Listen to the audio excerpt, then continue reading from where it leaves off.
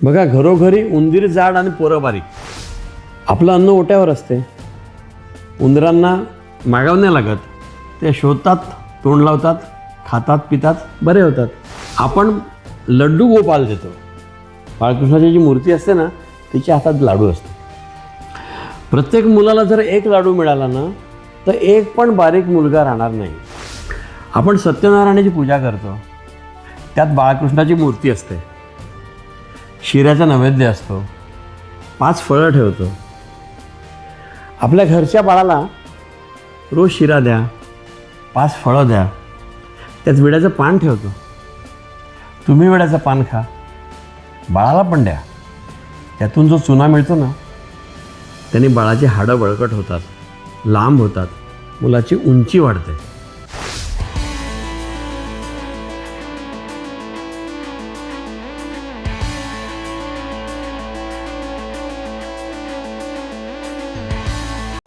जय हिंद. आपण मुलीला लग्नामध्ये बाळकृष्णाची मूर्ती देतो. तिचा बाळकृष्ण व्हावा म्हणून. तो कसा होईल हे मी आता गोष्टीमध्ये सांगणार आहे. ही गोष्ट सर्वांना सांगा आणि सगळे मुलं आपण छान करूया. कृष्णाच्या जन्माच्या आधीपासून लोक त्याला मारायला टपले होते. तो सर्वांना पुरून उरला, पुरुषोत्तम झाला, देव झाला. असं आपला बाळ हो म्हणून ही गोष्ट ऐका. आपण लड्डू गोपाल देतो. बाळकृष्णाची जी मूर्ती असते ना, तिच्या हातात लाडू असतो. प्रत्येक मुलाला जर एक लाडू मिळाला ना, तर एक पण बारीक मुलगा राहणार नाही. याचं कारण सांगतो काय. एका लाडूमधनं जेवढं मिळते ना बाळाला, ते कमी पडल्यामुळे मुलगा बारीक होतो. ती घट एका लाडूंनी भरते. म्हणून मुलाच्या हातात लाडू हवा, मुलाच्या खिशात खाऊ हवा आणि घरी कोपऱ्यामध्ये लाडू हवेत. म्हणजे त्याला जर एक कमी पडला तर तो दुसरा घेऊ शकला पाहिजे. बघा, घरोघरी उंदीर जाड आणि पोरं बारीक. आपलं अन्न ओट्यावर असते. उंदरांना मागावं नाही लागत. ते शोधतात, तोंड लावतात, खातात, पितात, बरे होतात. आपल्या मुलांना मागावं लागतं. अशी एक गोष्ट आहे. एका गावात खूप मुलं होते आणि खूप उंदीर होते. एकदा सगळ्या मुलांना आणि सगळ्या उंदरांना जुलाब लागले. सगळ्यांच्या अंगातलं पाणी गेलं. सगळे सुकले. उंदीर इकडे तिकडे गेले, पाणी शोधलं, पाणी पिलं, बरे झाले. आमचं पाणी ओट्यावर. मुलं रडले, बोलता पण येईना. म्हणजे आईवडिलांना सुचलं, जमलं. ज्यांनी पुरेसं पाणी दिलं त्यांची मुलं बरे झाले, बाकीच्यांचे खराब झाले. त्यांना दवाखान्यात जायला लागलं. म्हणजे काय, माणसापेक्षा उंदरं बरे. पण तेच जर आम्ही जमिनीवर कोपऱ्यामध्ये खाऊ आणि पाणी ठेवलं तर मुलं हाताने खातील, पाणी पितील आणि बरे होतील. आम्ही हे महाराष्ट्र सरकारला 2008मध्ये 1 आणि 2 जानेवारीला महाराष्ट्र सरकारच्या जिजाऊ पोषण मिशनला सांगितलं. त्यांना ते पटलं.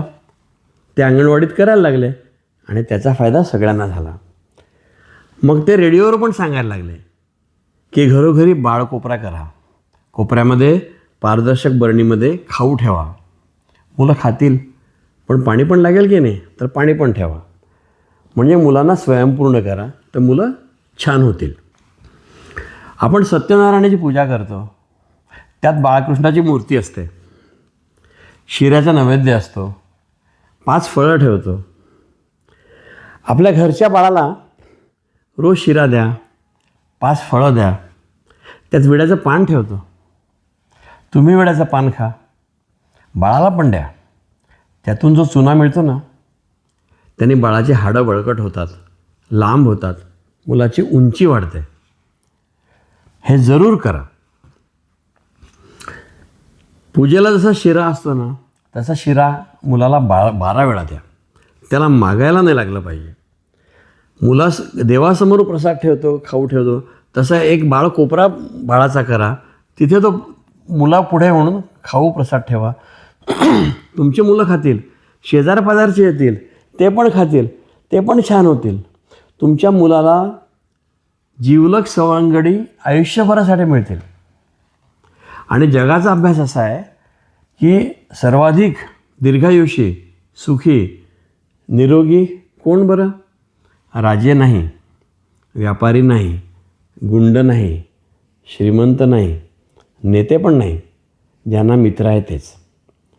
आणि तुमच्या खाऊ कोपऱ्याने तुमच्या मुलाला आयुष्यभराचे मित्र मिळतील. त्याचं आयुष्य सुखी, निरोगी, छान होईल. अजून तर आपल्याला काय पाहिजे बरं? तर हे जरूर करा आणि सगळ्यांना सांगा.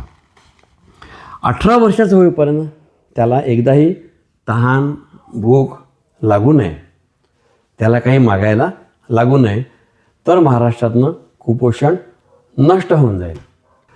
मी आपणास छान माहिती देत आहे. आपण हा व्हिडिओ लाईक करा, चॅनल सबस्क्राईब करा आणि सर्वांना पाठवा. आपले सगळे देव उघडे आहेत. कृष्ण उघडा आहे, हनुमान उघडा आहे, है ना? कारण आपला गरम देश आहे. कपड्याने गरमी वाढते, भूक कमी होते, वाढ कमी होते, असा अभ्यास आहे बरं का. सेवाग्रामला मेडिकल कॉलेज आहे. तिथे PD देशमुख डॉक्टर होते, सामाजिक वैद्यक विभागाचे प्रमुख. त्यांच्याकडे नवीन MBBS झालेले डॉक्टर असतात, त्यांना इंटर्न म्हणतात. त्यांनी परिसरातल्या 400 मुलांचा अभ्यास केला, दर महिन्याला वजनं केले आणि त्यांची वाढ बघितली. त्यात असं लक्षात आलं की उन्हाळ्यामध्ये मुलं वाढत नाहीत.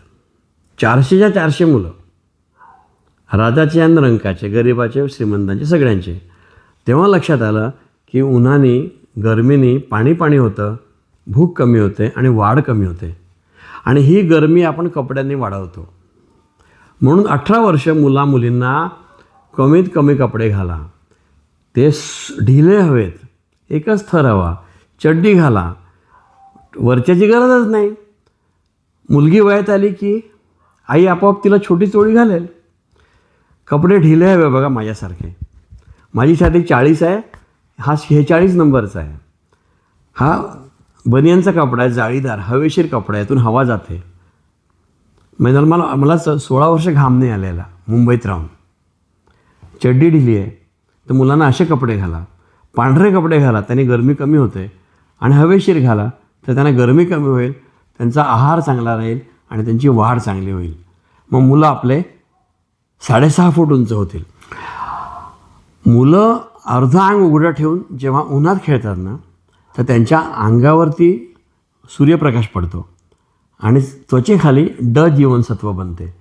हे प्रतिकारशक्ती वाढवते. त्याने मुलांचे आजार आणि मरण कमी होते. ते खूप महत्त्वाचं आहे. आणि हा D जीवनसत्व हा कारागीर आहे. तो चुना वापरून हाडं बळकट आणि लांब करतो. मग मुलं उंच, मुली पण उंच, दणकट होतात. मग आपण पुन्हा 6-6.5 फूट होईल. काही अभ्यास असं सांगतात की 300 वर्षापूर्वी भारतीय लोक युरोपियन लोकांपेक्षा पण उंच आणि बळकट होते. मग आपण गुलामगिरीत घालवलं, तर आता आपण ते परत आणूया. आपण ज्यांना बुटके म्हणतो ना, ते चीनी जपानी आपल्यापेक्षा उंच आहेत. आपण आपल्या मुलांना परत उंच आणि बळकट करूया. मानववंशशास्त्राचा अभ्यास असा आहे की उंच लोक जगावर राज्य करतात. असे आपले मुलं करण्यासाठी त्यांना तुम्ही कमीत कमी सभ्य पण कमीत कमी कपडे घाला आणि उन्हात खेळू द्या आणि विड्याचं पान द्या, त्यातून चुना मिळतो. हे का महत्त्वाचं आहे की लोह कमी पडतं म्हणून रक्त कमी आहे असं निम्म्या लोकांना आहे. पण जेवढ्या लोकांना लोह कमी पडतं त्यापेक्षा जास्त लोकांना चुना कमी पडतो, असा महाराष्ट्राचा अभ्यास आहे. म्हणून जरूर तुम्ही पान खा आणि मुलांना पण द्या. आणि मुलांना लोह मिळावं म्हणून लोखंडाच्या कढईत स्वयंपाक करा. त्यांनी पूर्ण शीतावरून भाताची परीक्षा. मुलाला लोह कमी आहे म्हणजे सगळ्यांना कमी आहे. आणि भाजी केली की सगळ्यांना मिळतं. आणि कढई एकदाच घ्यायला लागते 200 रुपयाची, तर आयुष्यभरासाठी कुटुंबाचं भलं होतं. ते औषध करून होत नाही. आहारात कमी पडलेल्या वस्तू गोळ्या खाऊन दोष भरून निघत नाही, असा जगाचा अभ्यास आहे. आणि त्याचं सगळ्यात चांगलं उदाहरण भारतातला रक्ताची लाली कमी असल्याचा पांडुरोग म्हणजे ॲनिमिया हा रोग आहे. तो फक्त लोखंडी कड्याने बरा होईल. तर हे आपण करूया. रक्त बनायला 4 गोष्टी लागतात. लोह लागते, त्यासाठी लोखंडाची कढई लागते. फोलिक ॲसिड नावाचं जीवनसत्व लागते, ते भाज्या कोशिंबिरी फळातनं मिळते.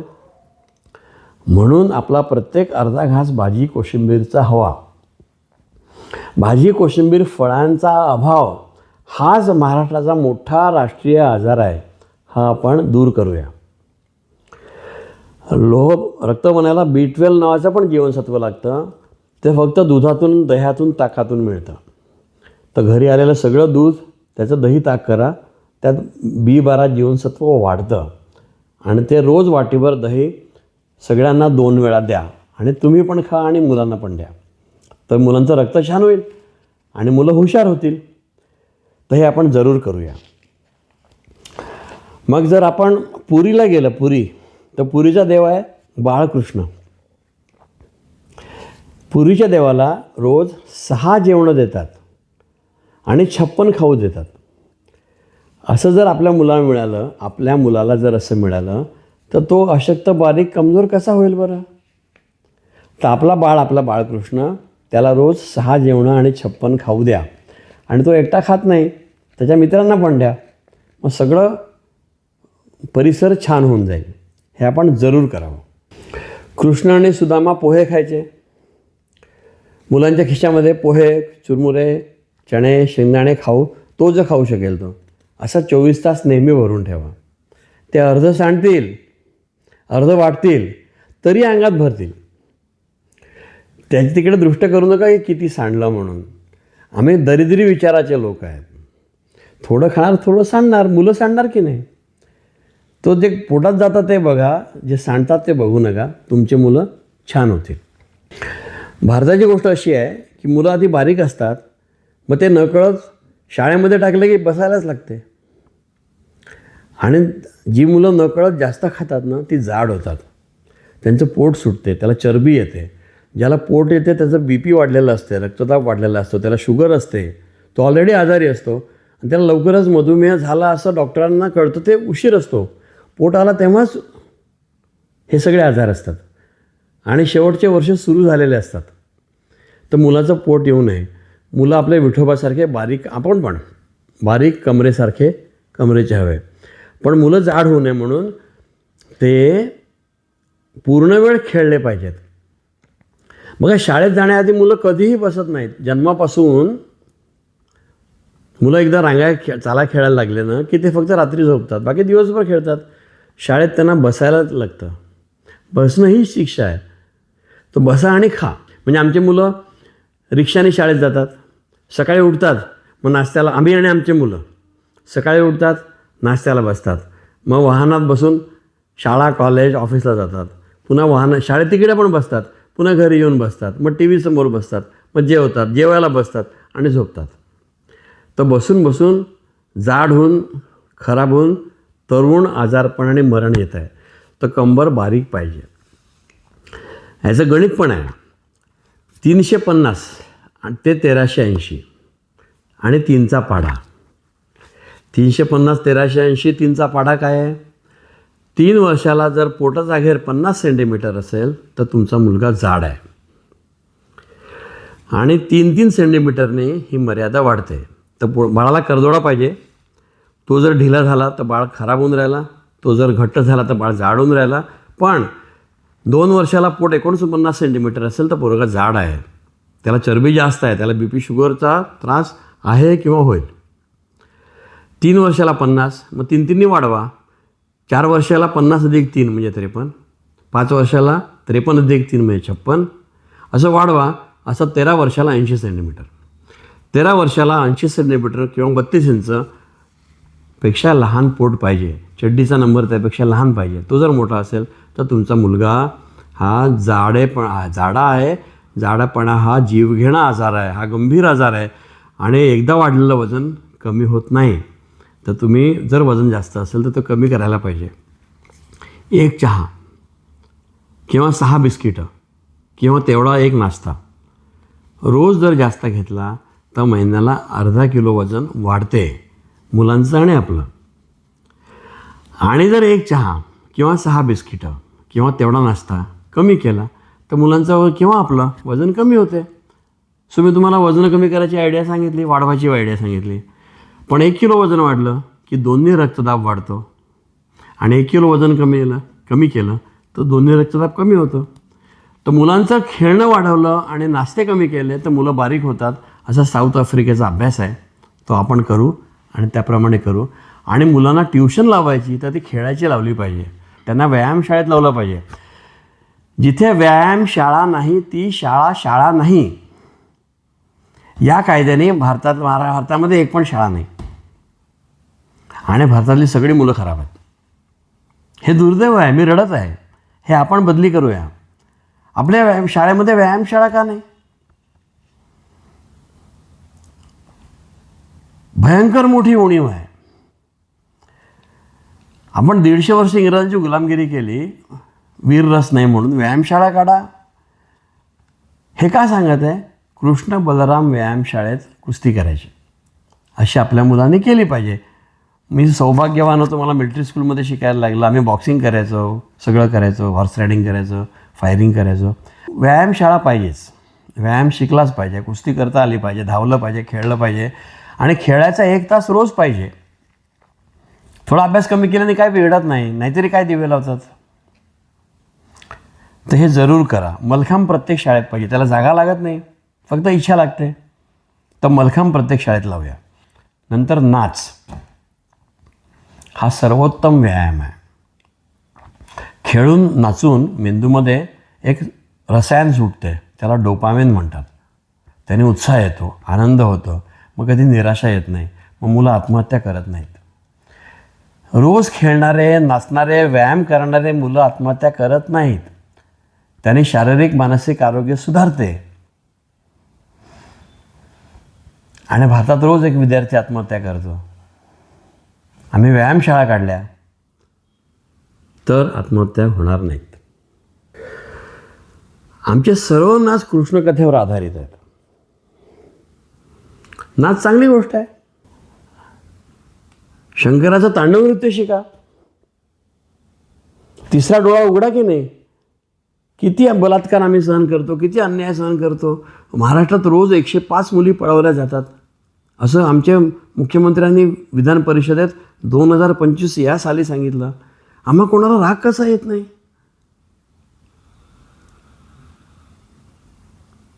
आम्ही सगळे गलित गात्र झालो आहेत का?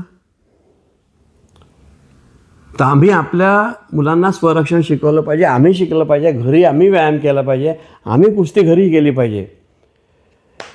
कलरीपयट्टू हा समर नृत्य हे स्वरक्षणाचं केरळमधलं शास्त्र आहे. हे चीनमध्ये गेलं बुद्ध धर्मासोबत. त्यातून जुडो, कराटे, तायक्वोंडो जन्माला आले. आम्ही ते शिकवायचे पैसे देतो, चांगलं आहे.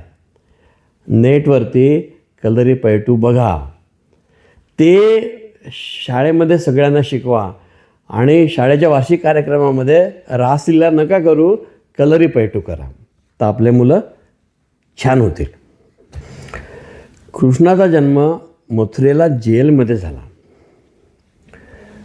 त्याच्या जीवाला धोका होता, पण त्याचे बाबा हजर होते आणि त्यांनी त्याला त्वरित हलवलं. त्याचा जन्म रात्री 12 वाजता झाला. तेव्हा अष्टमीची अंधारी रात्र होती, खूप पाऊस होता आणि यमुनेला पूर आला होता. तरी बाबांनी हे नाही म्हटलं की उद्या सकाळी बाळाला हलवेल. त्यांनी तातडीने पुरामधून सुरक्षितरित्या बाळाला नंदाकडे पोचवला आणि त्याचा जीव वाचवला. एखाद्या बाळाला जन्मवेळी जर बाळाच्या आणि बाळंतिणीच्या जीवाला सर्वाधिक धोका जन्माच्या वेळी असतो. सर्वाधिक मुलं जन्मवेळी दगावतात आजही किंवा खराब होतात. हे व्हायचं नसेल तर बाळाच्या जीवाला जर जन्मवेळी धोका झाला तर त्याला चांगल्या ठिकाणी त्वरित हलवा. त्यासाठी बाबा हजर हवे आणि बाळंतपणाची तारीख देतात. त्याच्या 15 दिवस आधीपासून केव्हाही बाळंतपण होते. त्यामुळे ते 15 दिवस फोन केला की बाबा 2 तासात पोचेल, 4 तासात पोचेल, एवढ्याच अंतरावर हवा. आणि बाळंतपणाच्या समजा पोट चिरून बाळ काढायला लागलं किंवा रक्त लागलं, काही धावाधाव कमी जास्त झालं, माया लेकाचा जीवाला धोका असेल तर बाबा पाहिजे की नाही? बाबाने बाळांत होऊ नये पण हात धरून राहायला तर उभं पाहिजे. परदेशी बाळंतपणाच्या वेळा बाळाचे बाबा हात धरून आईसोबत उभे असतात धीर द्यायला. हे आपल्याकडे करायला पाहिजे. बाबा बाहेरच्या खोलीत नाही पाहिजे. बाळकृष्ण सुंदर बासरी वाजवायचे. या सर्व कलांमध्ये अत्यंत आनंद आहे, सुख आहे. हे मुलं आत्महत्या नाही करत, हे मानसिक आजारी होत नाहीत, मोठे मोठे कामं करतात. तर मुलांना गाणं शिकवा, नाच शिकवा, बासरी शिकवा आणि कृष्ण करा. बाळकृष्णाची आई जेलमध्ये होती. तो नंदघरी यशोदेकडे वाढला. नंदाकडे 1000 गायी होत्या. तो यशोदेचं दूध पिला, गाईचं दूध नाही पिला. जर एखाद्या आईला दूध कमी असेल तर आत्या, काकी, मावशीचं दूध द्यायला पाहिजे. संभाजीराजांना आईचं दूध कमी पडलं तर दूध आईने त्यांना वाढवलं. ब्राझीलमध्ये दर दुसरं बाळ आपल्या आईचं आणि काकी, आत्या, मावशीचं दूध पिते. मी समजा आईचं दूध पितो आणि आई बाहेर गेली तर आत्या, काकी, मावशी पाजून देते. आमच्या घरी असं व्हायचं, हे मला माहिती आहे. एक आईच्या दुधाची आता पेढी पण बनते, ती आपल्याकडे निघाली पाहिजे आणि प्रत्येक आईने त्यासाठी दूध द्यायला पाहिजे, म्हणजे दुसऱ्या बाळाला मिळायसाठी. बाळकृष्णाला मारायला पुतना मावशी आली होती. बाटली नवीन पुतना मावशी आहे. त्याने आजार लागून मुलं जातात. सो बाळकृष्णाने पुतणीला मारलं होतं, तसं आपण बाटली नष्ट केली पाहिजे. गेल्या 5 वर्षात बाटलीचं प्रमाण दुप्पट झालेलं आहे. तर आपण बाटली नष्ट केली पाहिजे. आईचं दूध पाजायला पाहिजे. ते कमी असेल तर चमच्या वाटेने वरचं दूध द्यायला पाहिजे. आम्ही बाटलीची सार्वजनिक होळी केली होती, अशी आपण सर्वांनी करायला पाहिजे. बाळकृष्णाला करदोडा बांधला होता. करदोडा असा बांधा की तो घट्ट पण नाही आणि ढिला पण नाही. बाळ अंगात भरला की तो दोरा घट्ट होईल आणि कळेल की बाळ चांगला वाढला. आणि दोरा जर ढिला झाला तर तो सांगतो की बाळ खराब होऊन राहिला. मग त्याला अन्न कमी पडतं, त्याला वरचं द्यायला पाहिजे, त्याला शिरा, उपमा, सातूचं पीठ द्यायला पाहिजे, हे कळतं. तर करदोडा बांधा आणि आयुष्यभर ठेवा.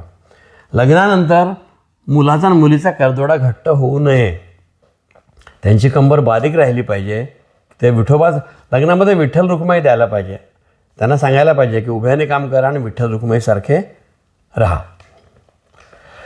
बाळकृष्ण 6 महिन्याचं झाल्यावर त्याचं उष्टावण केलं.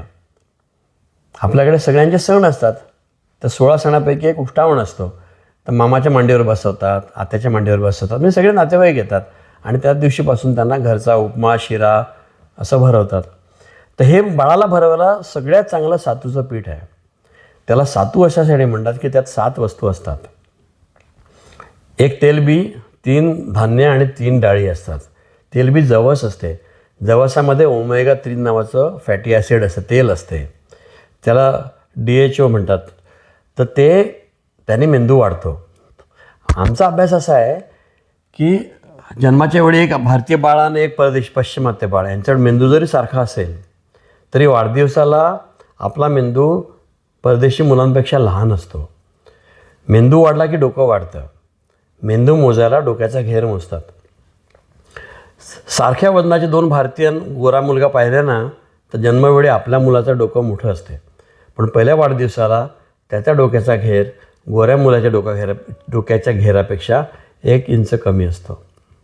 कारण जे अन्न कमी पडते 5-6 महिन्यापासून. हे व्हायचं नसेल तर सातूचं पीठ द्यायला पाहिजे. सातूचं पीठ कसं करतात तर 1 वाटी जवस घेतात, 3 धान्य घेतात, गहू, ज्वारी, बाजरी, नाचणी, 3 डाळी घेतात, हरभरा, मूग, मटकी. त्यांना धुतात, रात्रभर भिजवून ठेवतात. मग दुसऱ्या दिवशी त्यांना कपड्यात बांधून ठेवतात. मग त्याला मोड येते. मोड आल्यावर त्याला सुकवून उन्हात सुकवतात. मग त्याला भाजतात आणि दळून ठेवतात. चवीसाठी जिरा वगैरे टाकतात, जिरा, इलायची, आपलं जे असेल ते, वेलची. आणि जेव्हा आईचं दूध कमी पडेल तेव्हा याला थोड्या दुधात किंवा पाण्यात कालवून बाळाला भरवतात. कालवल्यावर ते चमच्यात घ्यायचं आणि तो वाकडा करायचा. तर ते खाली नाही सांडलं पाहिजे. हे त्याला चाटवायचं आणि मग भरवायचं, आईचं दूध द्यायचं. या सातूच्या पिठामध्ये पण आईचं दूध टाकायचं. आईच्या दुधाच्या वासाने तोंड उघडते आणि बाळ ते सातूचं पीठ छान खाते. असं 12 वेळा करायचं. माझी नात इंग्लंडमध्ये आहे, तर तिला इथून सर्वाधिक वेळा सातूचं पीठच गेलं आणि त्याने ती छान वाढलेली आहे.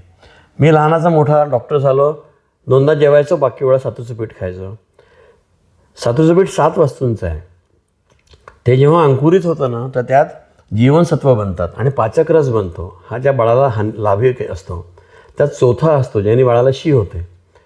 सर्वाधिक बाळांना आणि मोठ्यांना शी होत नाही. सातूचं पीठ खाणाऱ्याला शी रोज होते आणि आपलं काम होऊन जाते. तर सातूचं पीठ जरूर द्या. सातूचं पीठ द्या, नंतर शिरा द्या, उपमा द्या, रवा द्या, इडली द्या, घरचं सगळं अन्न द्या. वाढदिवसापर्यंत तो छान खायला लागतो. आणि बाल आहाराची गाडी आईच्या दुधावरून घरच्या अन्नावर आनंदाने जाते. हे जरूर करा. हे होत नाही म्हणून मुलं खराब होतात. 10 पैकी 9 मुलं दुसऱ्या वाढदिवसाला आज खराब असतात. ते व्हायचे नसतील तर असं अन्न भरवायला पाहिजे. बाळकृष्णाला लोणी चोरून खायला लागायचं. अशी वेळ आपल्यावर येऊ नये. अन्न खालीच ठेवलेलं असायला पाहिजे.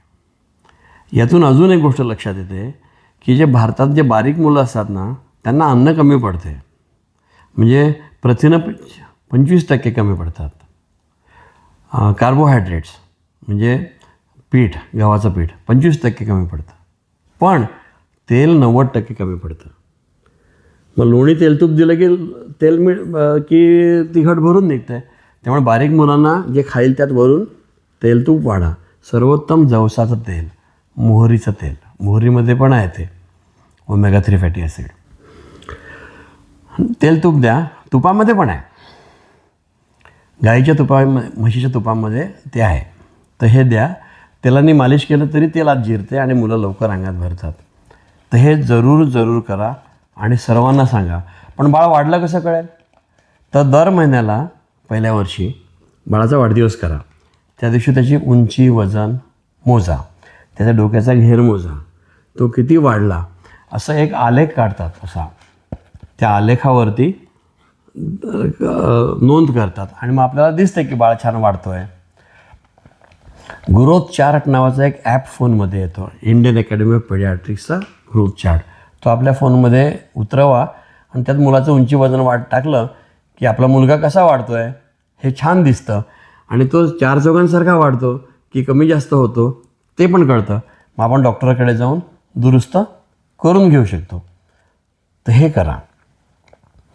आपण बाळकृष्णाने मित्र जमा केले आणि डोंगर करून लोणी काढलं. याच्यामध्ये मित्रांची एकी झाली. जीवलग मित्र मिळाले. एक दुसऱ्यासाठी जीव देणारे आणि घेणारे मित्र मिळाले. ही त्यातली सगळ्यात मोठी गोष्ट आहे. तर असं आपल्या मुलासाठी होऊ देत. बाळकृष्ण आणि बळराम दादा सांदीपनी ऋषींकडे शिकायला गेले. तुमच्या मुलांना शिकायला बाहेर जावं लागेल, नोकरीला बाहेर जावं लागेल. मी खूप आईबाबा पाहिले जे मुलं बाहेर जाऊ नये म्हणून घराजवळच्या खराब संस्थेमध्ये टाकतात. तसं करू नका. मुलांना पक्षी उडाल्याशिवाय घरट्यामध्ये थोडी पक्षी होईल. त्याला जग जिंकायचं आहे तर पक्षाला उडू द्या. कृष्णाने द्रौपदीला मदत केली, नरकासूर वध केला आणि अनंत बायांना सोडवलं. तसं आपल्या मुलांना शूरवीर करा. त्यांना सर्वांना मदत करायला शिकवा. स्वतःच्या वरचं प्राणाचं संकट सोडवून सगळ्यांचे प्राण त्यांनी वाचवले. पांडवांना मदत केली. तसं मित्रांना शिकवा. मुलांना शिकवा की मित्रांना मदत करा, ते पण तुम्हाला मदत करतील. मग त्यांनी गीता लिहिली. तर आपण सगळ्यांनी गीताही मराठीत आहे, गीता प्रवचनं मराठीत आहेत. ते आपल्या घरी पाहिजेत. 1% मराठी घरी दासबोध नाही आहे, तुकारामाची गाथा नाही आहे, गीताई नाही आहे. ज्यांच्या घरी आहे ती लाल कपड्यात बांधून देवाच्याच पायाखाली ठेवली आहे. मी आशा करतो की मी चुकीचं बोलतो आहे, पण यावर्षी हा महिना जायच्या आत तुम्ही कृपया मनाचे श्लोक आणा त्याने मुलाचं मन छान होईल. तुम्ही दासबोध आणा, त्याने मुलं छान होतील. तुम्ही विनोबांची सगळी पुस्तकं आणा, गीता प्रवचनं आणा, गीताई आणा. विनोबांनी पूर्ण आपल्या पूर्वजांचं ज्ञान एकत्र करून सोप्या शब्दात 16 भाषेत लिहिलेलं आहे. तर ते सगळं आणा आणि आपले मुलं छान करा. त्यांना पतंजली योग शिकवा आणि त्यांना बाळकृष्णासारखं पुरुषोत्तम करा. मग ते जगावर राज्य करतील. हे व्हावं म्हणून शुभेच्छा. ही माहिती आणि हा व्हिडिओ तुम्ही सर्वांना पाठवा आणि सर्वांच्या मुलांना आपण बाळकृष्ण करूया. त्याच्यामध्ये मुलांचा उद्धार आहे, देशाचा उद्धार आहे. ही सर्वोत्तम देशसेवा आहे. मी हे तुम्हाला अनुभवाने सांगत आहे. हे कुठल्या पुस्तकात दिलेलं नाही आणि हे दुसरीकडे ऐकायला पण मिळणार नाही. जय हिंद.